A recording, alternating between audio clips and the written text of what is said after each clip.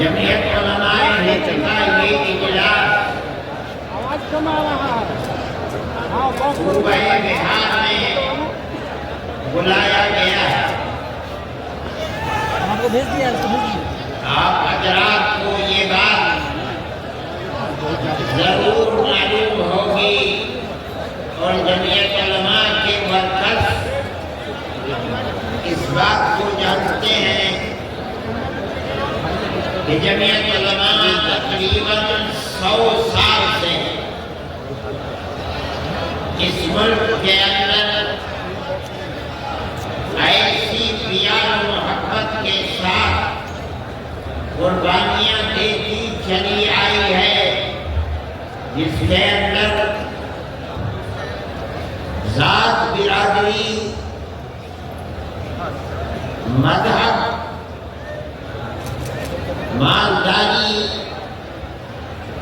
اور فقر ہر چیز سے اوپر اٹھ کر جمعیت علماء نے ہمیشہ ملک کی آزادی کے لیے، ملک میں امن و امان کو پیدا کرنے کے لیے، ملک کے ہر فرد کے ساتھ پیار و محبت اور احترام کا معاملہ کیا ہے۔ کبھی بھی ملک کے اندر بسنے والوں کے درمیان میں نفرت، دوری، ایک دوسرے کے گریبان پر ہاتھ ڈالنا، برا بھلا کہنا جمعیت علماء اور جمعیت علماء کے ورکرز اور اکابر کا یہ طریقہ نہیں رہا ہے۔ اسی طریقے پر ہم نے قربانیاں دے کر ہمارے بزرگوں نے ملک کو آزاد کرایا ہے۔ ملک کو آزاد کرانے کے بعد ملک کا دستور بنایا گیا۔ کوئی یہ سمجھتا ہے اگر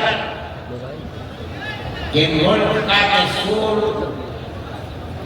بغیر مسلمانوں کو ساتھ لیے ہوئے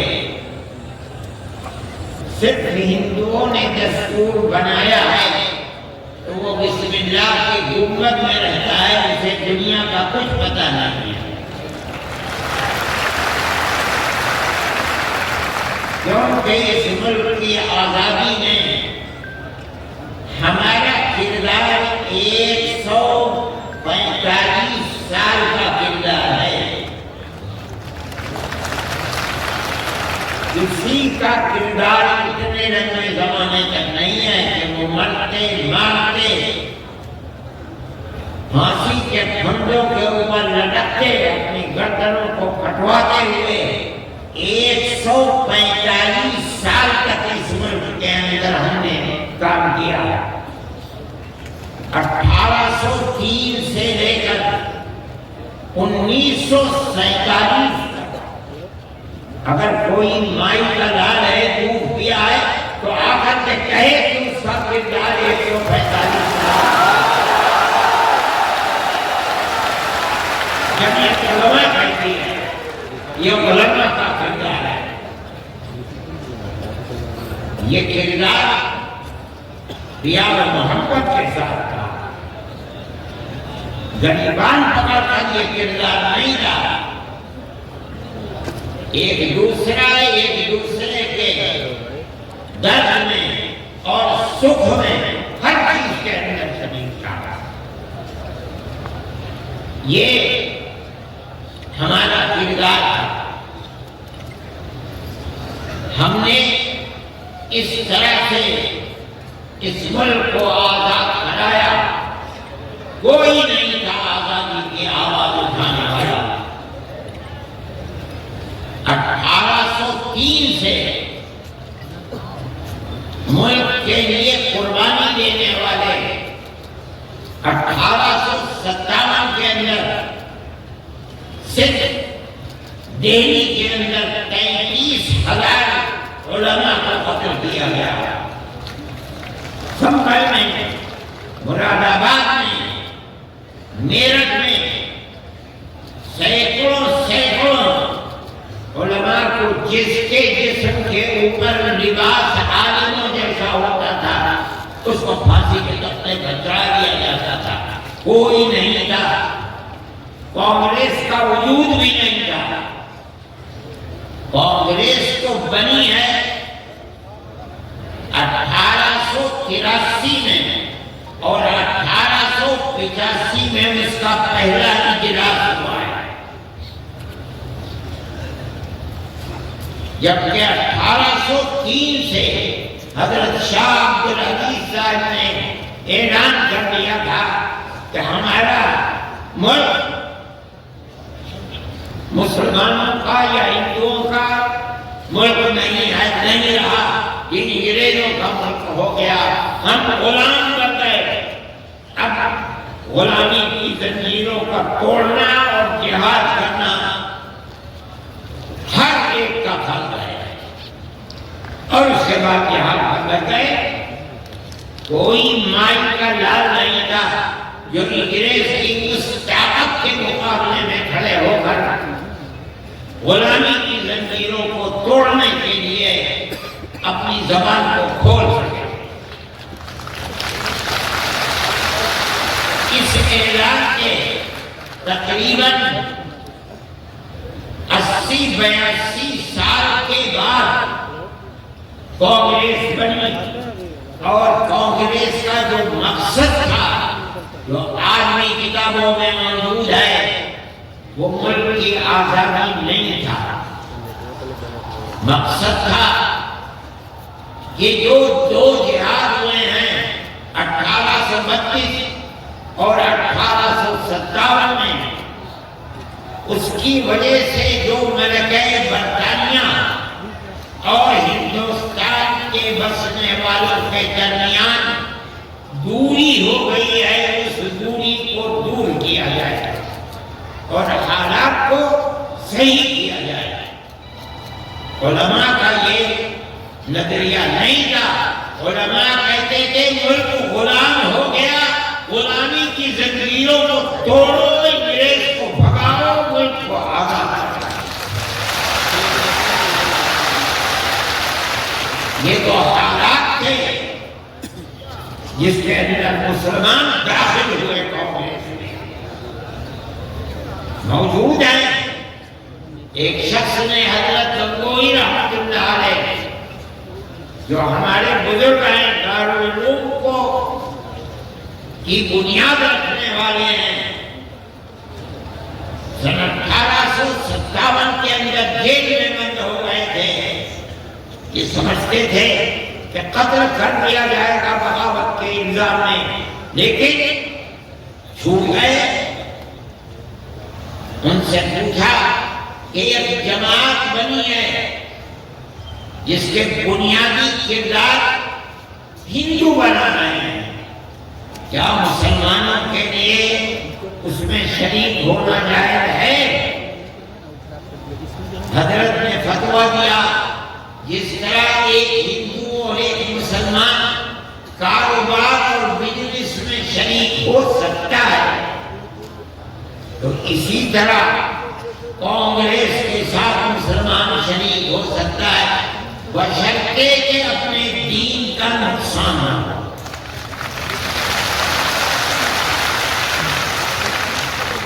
اس کا مطلب نہیں سمجھے کہ لوگ، مطلب یہ ہے کہ ہماری تحریک ہے کہ مسلمان اور ہندو جب تک ساتھ نہیں ہوگا ملک آزاد نہیں ہوگا.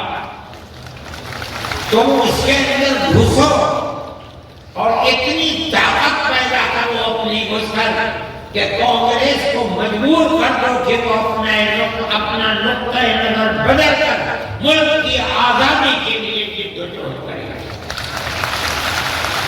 چنانچہ کانگریس نے اپنا نقطہ نظر بدلا، ملک کی آزادی کو اپنا نقطہ نظر بنایا، اور پھر اس کے بعد ہندو اور مسلمانوں نے شریک ہو کر ایک دوسرے کے ساتھ چل کر ملک کی آزادی کے لیے آواز اٹھائی قربانیاں دی ہیں اور انہی قربانیوں کے نتیجے کے اندر ملک آزاد ہو۔ میرے بھائی اس بات کو سمجھیے، جیسے جیسے ملک کی آزادی قریب ہوتی جاتی تھی، جمعیت علماء ہند بار بار کانگریس سے کہتی تھی کہ ہم نے تمہارا ساتھ دیا ہے، آج ہم تمہارے ساتھ کھڑے ہیں، ہمیں یہ بتاؤ کہ ملک کی آزادی کے بعد ملک کا دستور کیا رہے گا؟ کیا سیکولر دستور ہوگا یا مذہبی حکومت ہوگی؟ اگر سیکولر دستور ہوتا ہے ہم تمہارے ساتھ ہیں، اور اگر سیکولر دستور نہیں ہوتا تو ملک کی آزادی میں ہم تمہارے ساتھ نہیں ہیں۔ بار بار ہمارے پاس کانگریس ورکنگ کمیٹی کی تجاویز موجود ہیں۔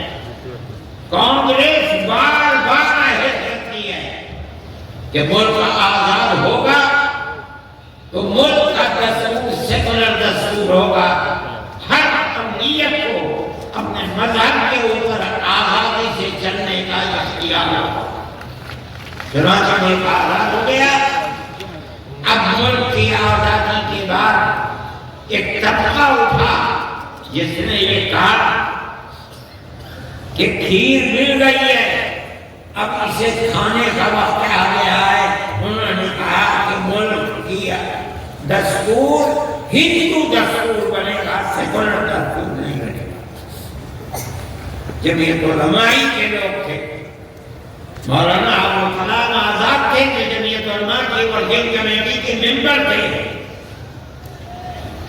مولانا مدنی تھے، مفتی اعظم مفتی کفایت اللہ تھے، مولانا عبد الرحمن سبحانی تھے، اور ان کے پیچھے لاکھوں آدمی تھے۔ انہوں نے کہا جو ہم سے وعدے کیے ہیں ان وعدوں کو پورا کرو۔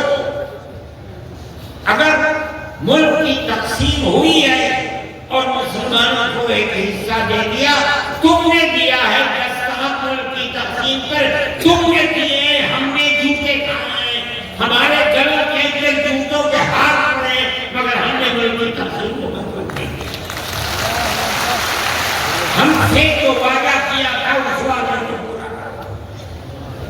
جو دستور کے اندر دفعات ہیں کہ ہر اقلیت کو اپنے مذہب پر چلنے کا حق ہے، یہ دفعات جمعیت علماء کی دی ہوئی دفعات ہے، مولانا ابوالکلام آزاد کی دی ہوئی دفعات ہے، مولانا مدنی کی دی ہوئی دفعات ہے، مفتی کفایت اللہ کی رکھی ہوئی دفعات ہے، جن دفعات کی بنیاد پر ہر اقلیت ملک کے اندر ملک وہ حصہ سمجھتی ہے جو حصہ کوئی اکثریت کا فرد سمجھتا ہے۔ یہ جمعیت علماء کی تاریخ ہے۔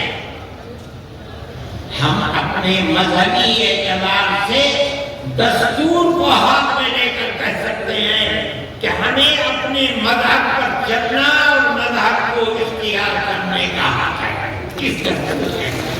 نعرہ تکبیر!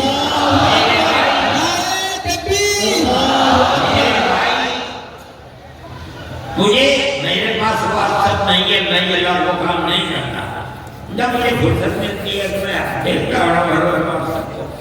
مجھے آج صبح ایک شام نے دکھلایا کہ کل مودی جی نے، وہ بڑے آدمی ہیں، میرے ملک کے وزیر اعظم ہیں، انہوں نے تقریر کی ہے اور اس کے اندر یہ فرمایا ہے کہ وقت ہندوستان کے دستور کے اندر وقت کوئی چیز نہیں۔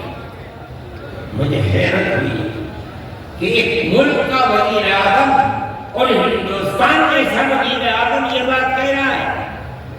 میں کہتا ہوں کہ وقت قرآن کا فیصلہ ہے، اللہ کے نبی حضرت محمد کا فیصلہ ہے،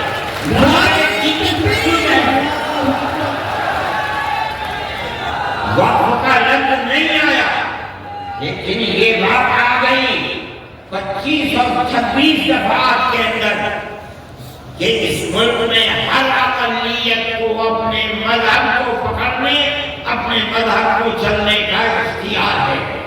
کیا مطلب یہ ہے؟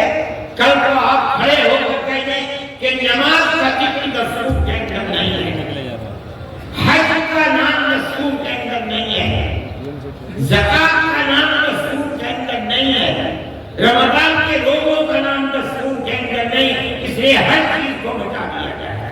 یہ کیا چیز ہے؟ دستور مجموعی طور پر دستور نے کہہ دیا کہ مسلمان ایک اقلیت ہے اور ہر اقلیت کو اپنے مذہب پر چلنے کا اختیار ہے۔ مذہب کی ہر چیز اس ایک دفعے کے اندر آنا ہے۔ وقف کا مسئلہ، اسلام کے اندر جو چیز اسلام کی ہے مذہب، وہ چیز ہے جو قرآن کے اندر ہے ایک، دوسری وہ چیز ہے جس کو ہمارے آقا حضرت محمد صلی اللہ علیہ وسلم نے فرما دیا۔ یہی تو اسلام کی بنیادیں ہیں۔ سمجھو، قرآن کی آیت ہے 4 سپارے کی پہلی آیت، لن تنالوا البر حتى تنفقوا مما تحبون۔ لن تنالوا البر، ہرگز تم جنت کو نہیں پا سکتے۔ بر کی تفسیر مفسرین جنت سے کرتے ہیں۔ اے مسلمانوں، کان کھول کر سن لو، ہرگز تم جنت کو نہیں پا سکتے یہاں تک کہ تم اپنے اس مال کو اللہ کی رضا کے لیے خرچ کرو جو تمہارے پاس ہے۔ جس مال کو سے تمہیں محبت ہے، اس مال کو تم اللہ کی رضا کے لیے خرچ کرو۔ اسلام ایسا مطلب ہوتا ہے۔ جب یہ آیت اتری، اللہ کے نبی نے بیان فرمائی، تو نسائی کی حدیث ہے کہ ابو طلحہ انصاری رضی اللہ تعالیٰ عنہ جو ایک دولت مند آدمی تھے، وہ اللہ کے نبی کے پاس آئے اور آ کر کہا کہ یا رسول اللہ، اللہ ہم سے ہمارے مال کے بارے میں فرماتا ہے کہ اگر تم جنت کے طالب ہو تو جو مال سب سے اچھا ہے تم اس کو اللہ کے راہ میں خرچ کرو۔ یا رسول اللہ، میرا سب سے بہترین مال فلانی زمین ہے، میں آپ کو گواہ بناتا ہوں کہ میں اس کو اللہ کے لیے وقف کرتا ہوں۔ یہ حدیث موجود ہے نسائی کے اندر۔ مذہب اور کس چیز کا نام ہے؟ جو اللہ نے فرمایا وہ میں بھاگا، جو رسول اللہ